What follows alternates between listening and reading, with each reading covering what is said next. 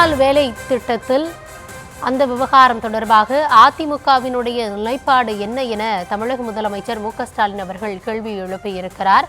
இபிஎஸ்க்கு மீண்டும் விவசாயிகள் கண்ணில் தெரியவில்லையா எனவும் அவர் தன்னுடைய கேள்வியை முன்வைத்திருக்கிறார். இது குறித்தான விரிவான விவரங்களோடு இணைகிறார் எம்முடைய செய்தியாளர் பாரி கார்த்திக்.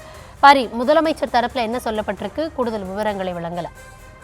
வணக்கம். பச்சை துண்டு போட்டுக்கொண்டு பச்சை துரோகம் செய்பவருக்கு மீண்டும் விவசாயி கண்ணில் தெரியவில்லையா என முதலமைச்சர் அவர்கள் கேள்வி கேட்டிருக்கிறார். மேலும் 100 நாள் வேலைவாய்ப்பு தொடர்பாக முதலமைச்சர் அவர்கள் தனது அறிக்கையில் கிராமப்புற ஏழை மக்களின் வயிற்றிலே அடிக்கும் இந்த திட்டம் குறித்து எதிர்க்கட்சி அதிமுகவினுடைய நிலைப்பாடு என்ன என்றும் கேள்வி கேட்டிருக்கிறார். மேலும் அந்த 3 விவசாயிகள் மசோதா சிஏஏ போல இதிலும் அமித்ஷாவுக்கு ஆமாம் சாமி போட்டு ஆதரவு தரப்போறாரா திருவாளர் பழனிசாமி என்றும், காந்தியடிகளின் பெயரை அகற்றிவிட்டு சொன்னால் வாய் சுளுக்கிக் கொள்ளும்படி இந்தியில் பெயரிட்டிருக்கிறார்கள்.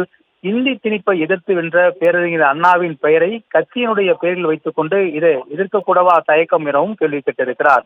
திட்டத்திற்காக நிபந்தனைகள் எல்லாம் ஒன்றிய அரசுடைய கட்டுப்பாட்டில், நிதிக்கு மட்டும் மாநில அரசின் பங்களிக்க வேண்டும் என்பதை ஏடிஎம்கே எந்த எதிர்ப்புமின்றி ஏற்றுக்கொள்கிறதா என்றும், உங்கள் தலைவி அம்மையார் ஜெயலலிதா அவர்கள் இதற்கு ஒப்புக்கொண்டிருப்பாரா எனவும் கேள்வி கேட்டிருக்கிறார். வறுமையை ஒழித்த சாதனைக்கு தண்டனையாக தமிழ்நாட்டில் 100 நாள் வேலைவாய்ப்பு திட்டமே நின்று போகும் ஆபத்தை எதிர்நோக்கி உள்ளோம் என்றும், இதற்கு எப்படி முட்டுக் கொடுக்க போகிறார் மாண்புமிகு எதிர்க்கட்சி தலைவர் எனவும் கேள்வி கேட்டிருக்கிறார். இவ்வளவு குனிந்து கும்பிடு போடும் உங்களது கட்சிக்கு அண்ணா திராவிட முன்னேற்ற கழகம் என்ற பெயர் எதற்கு? நான் கேட்கவில்லை, தமிழ்நாட்டு மக்கள் கேட்கிறார்கள் எனவும் முதலமைச்சர் அவர்கள் தனது எக்ஸ் பக்கத்தில் கேள்வி கேட்டிருக்கிறார்.